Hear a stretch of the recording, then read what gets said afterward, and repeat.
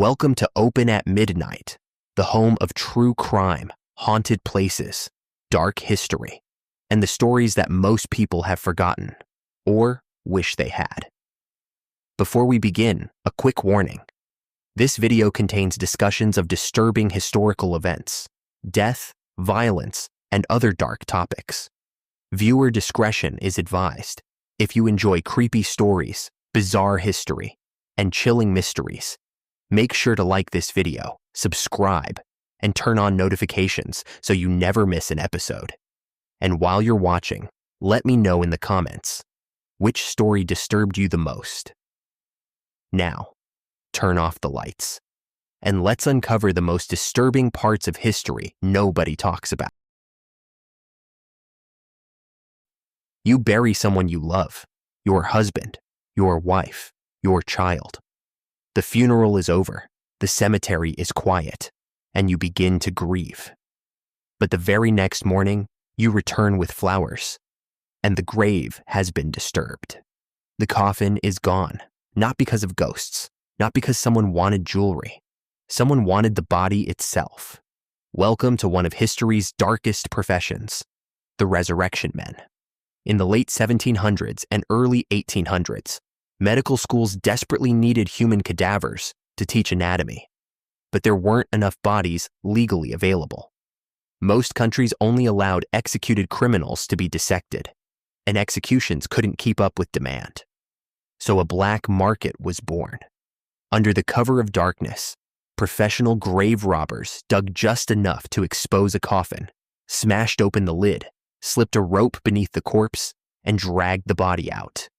It was fast, quiet, and left surprisingly little evidence. They even left the clothing behind because stealing clothes was considered theft.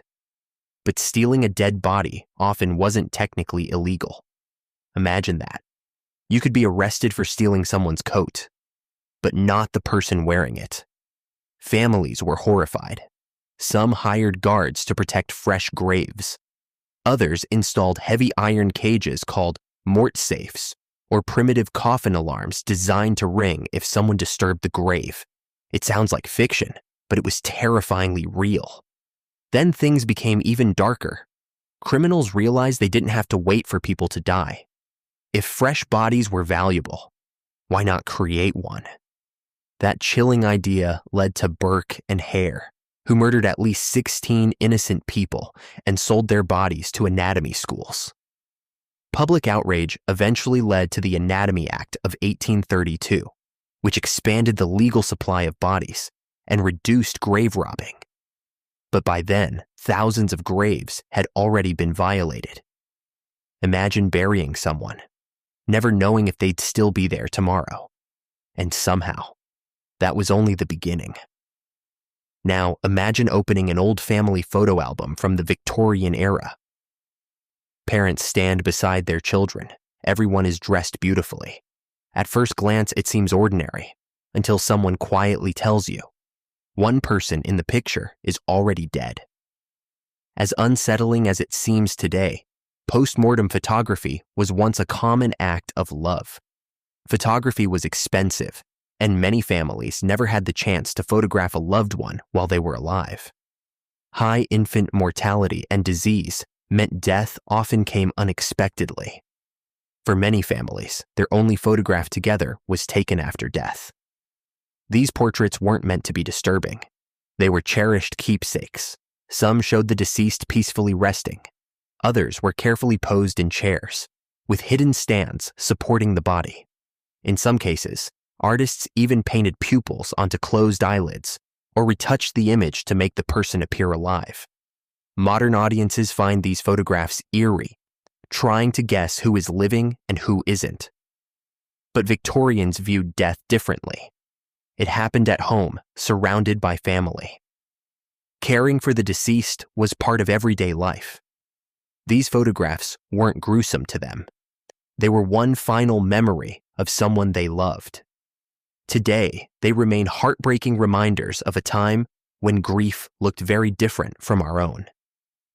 But while families were preserving memories, another haunting figure was walking the streets of Europe. Imagine it's 1665, you wake with a fever. By afternoon, painful black swellings appear beneath your arms. Your neighbors avoid your home. A mark appears on your door. Then, you hear slow footsteps, a knock. The door opens, and standing there is a figure dressed in black, wearing leather gloves, a long coat, a wide-brimmed hat, and a terrifying bird-like mask. If a plague doctor arrived at your door, there was a good chance someone inside wasn't going to survive. The plague doctor has become one of history's most haunting images. But the truth is stranger than fiction. The beak wasn't meant to frighten people. It was meant to protect the doctor.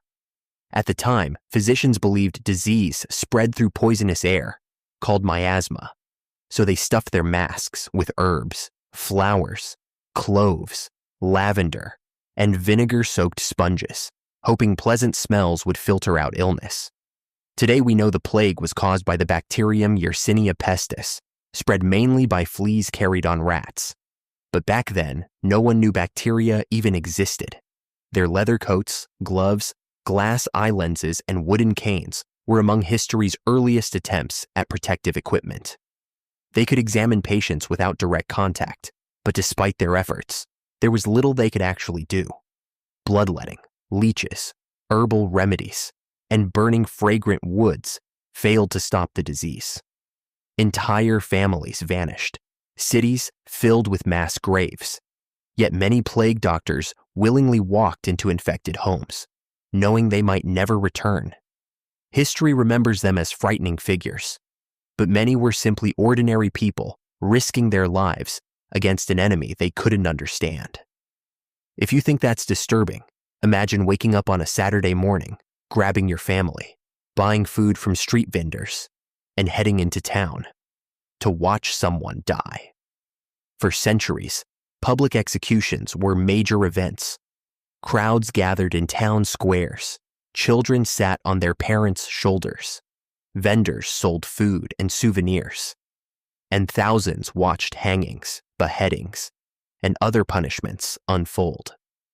Governments believed these spectacles would discourage crime, but for many, they became entertainment.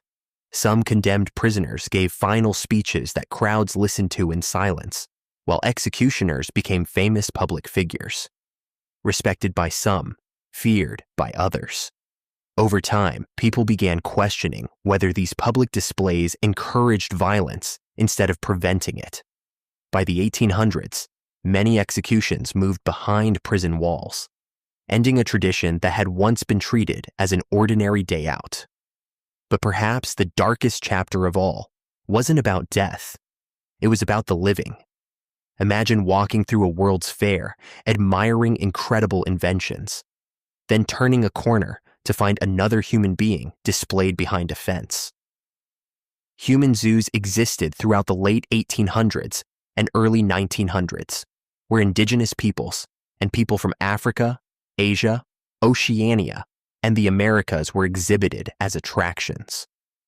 Organizers built fake villages and forced families to live their daily lives while millions of visitors watched, pointed, photographed, and moved on.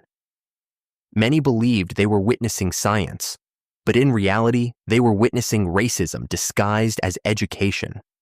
One of the most heartbreaking stories is that of Ota Benga, a young Congolese man who, after surviving horrific violence, was brought to the United States and displayed at the Bronx Zoo near the primate exhibit. Public outrage eventually ended the display, but the emotional damage remained. Human zoos weren't ancient history. They continued into the 20th century, reminding us how recently such cruelty was accepted.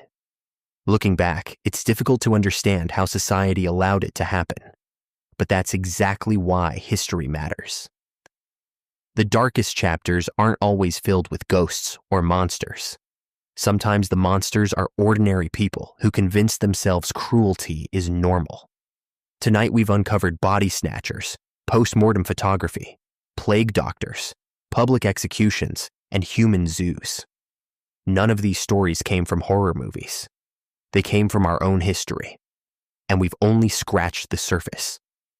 Which story disturbed you the most? Let me know in the comments, because your suggestion could inspire a future episode.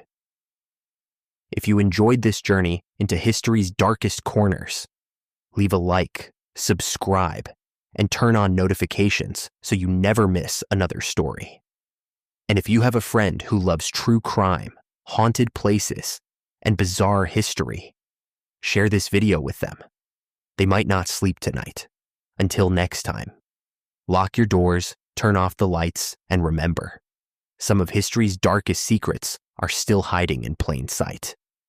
This has been Open at Midnight, and I'll see you in the next story.